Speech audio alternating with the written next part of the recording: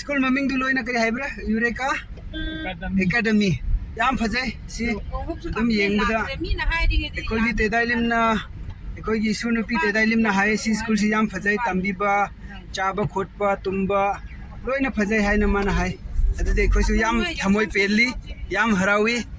अदुगी hello friends hi guys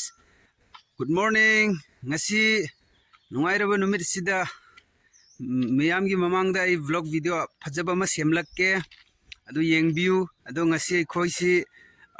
इसुनुपी तेदाइलिम कौबा अखोगी इचन्नुपी गी मचा अदु माबु हॉस्टल दा लैबनी थोंगनौजम यूरेका एकेडमी दा याम फजखरबा अदु दा लै अदु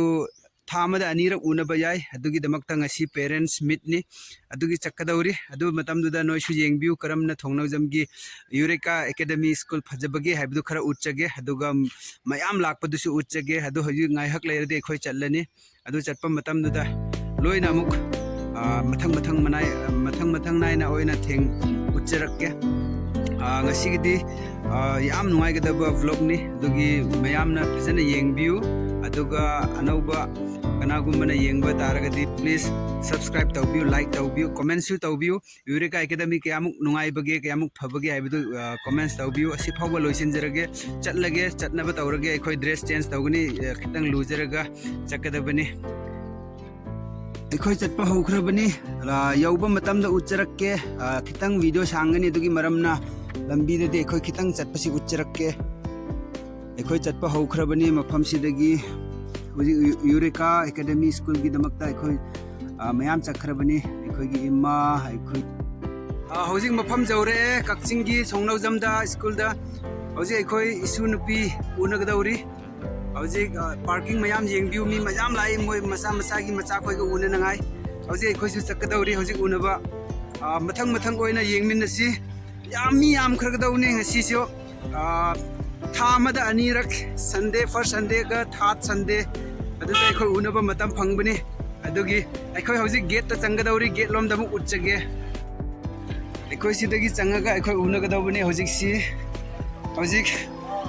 स्कूल मनुंग दा अखोय उनबा अंगांग खोगी चाहनबा थगनबा खोयदु लोइना उच्चरक्के मी मयाम येंगबियु सिदगी अखोय लाकपा हौरबनी सिदगी हाय गाइस येंगबियु मी मयाम सी मोय ममा खोय लाई मसा खोय चानाय थनाय पुबिरागा येंगसिनि याम नुंगाय जरबनी येंगसिनि मयाम सी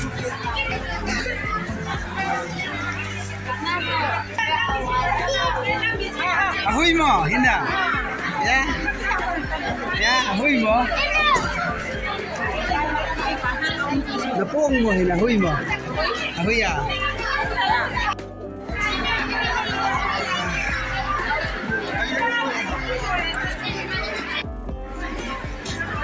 asini aikogi sunupi tedalim kobi sisida laibani अदुगी माबु उनबा लाकपनी खतंग चाहननाय खननाय अवात पखोय पिबा लाकपनी मी मयाम सिंसी ममा मपा खोय लाई दुगा उनरगा हरावी कपसु कपनिनै लोय न सामनु गाइना बसी याम लाई मोइसी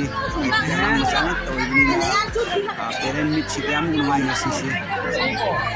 चाकदर हां देखो ये हमने खाने के लिए लेके आया है चानाय पूबी रखपनी सी देखो कि सुनुपी की दमकता छात्र chowmein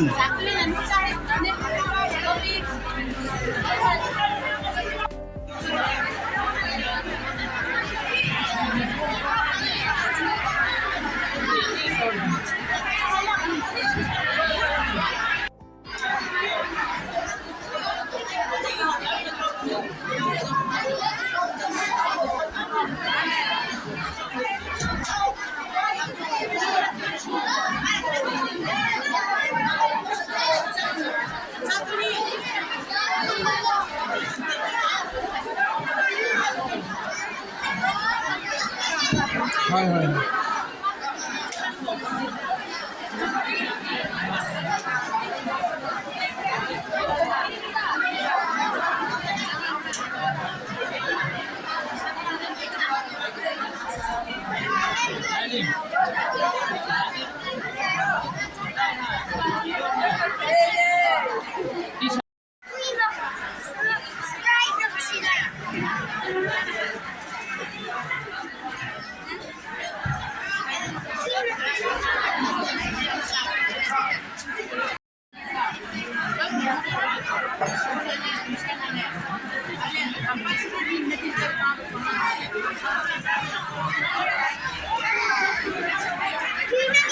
Hi guys, sinaigi imani masulai sida saumin charaga lai ngaina magi machine pi unaba lakpani.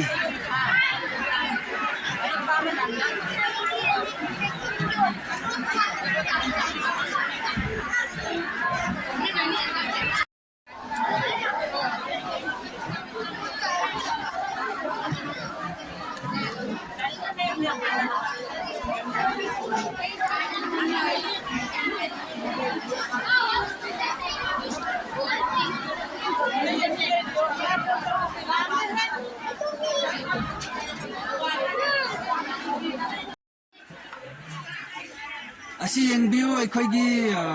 sunupi tedailim gi chananga haptani gi damakta mamana thinba lakpani oinuna ichanupi ni si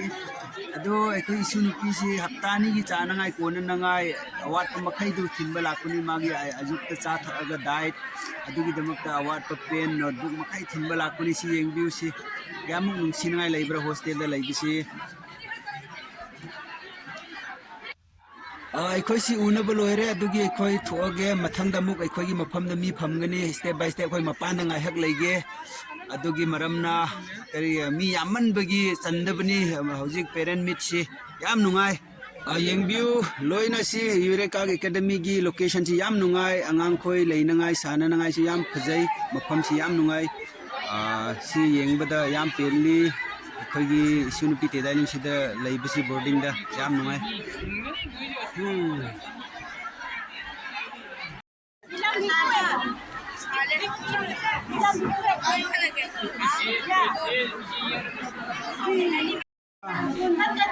चलो हौजिक उनबल ओइरे हखोई मुखा कुमलक है हौजिक सी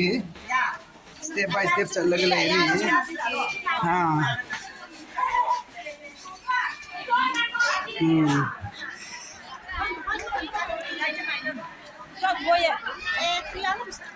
मफम सी उरेका एकेडमी थौनाव जमदगिनी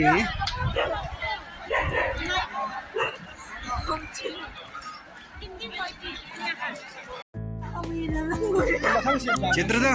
bye bye bye bye guys जेंगबिउ मोय dress मखै सी चामथोगा सुदोगा फौबनी सुटी होइबगी हयेंग लोइन हापनंगाई अंगांग खोइगी दमक बोर्डिंग द लैबगी दमकता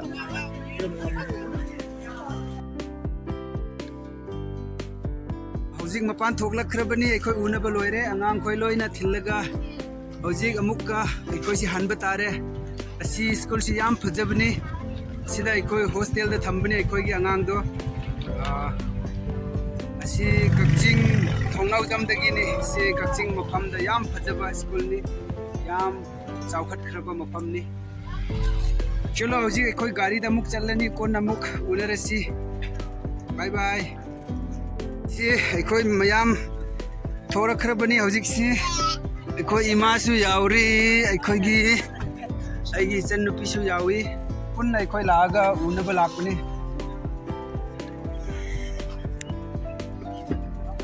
पुंग अनि फाव लास्ट टाइम ओइबनी उनगदौरिसी अदुगी मरमना कुइना लैबसु यादे मी यामबनीना मी लिसिंग हेल्ली अदुगी अखोय उनबसी ngaihak unaraga chaumin chahanba loina noinasु ubani adu makhaidu loiraga hoji अखोय चटपा हौरनी सब्सक्राइब तौबिउ अनौबा व्यूअर्स खोय ngasi yengba makhai ngasi gi vlog ti yamna nungairamgani haina khalli noina yengba matung inna kayamuk mi yami mama mapa khoi lai aduga moigi uncle khoi lai macha macha gi moi chahanangai purani haptani gi damakta chanai thaknai muk kona deba khoi muk lauraga thinbi kayamuk phajai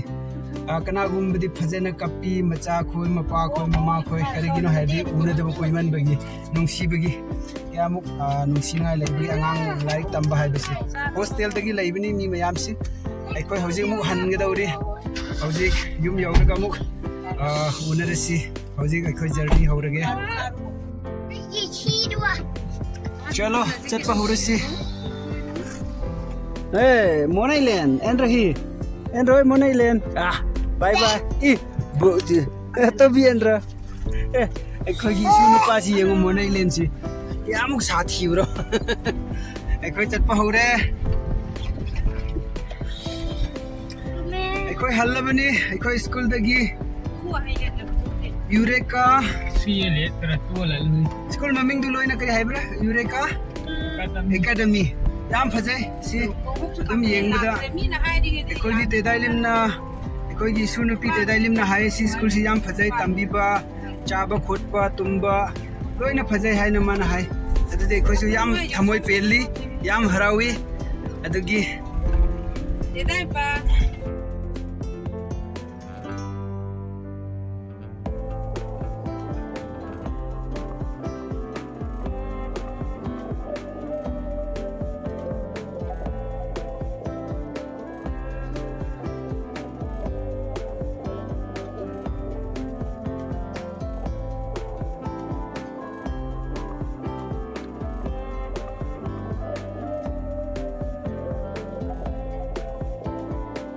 Hi guys, marupsa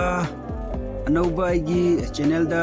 noina visit tawbiba taragadi please subscribe tawbiu aduga aibu support pibiu si hena phajaba content hapcharakke aduga ikhoi si hena phajaba hablakani ngasigidi si phawba loisinjrage bye bye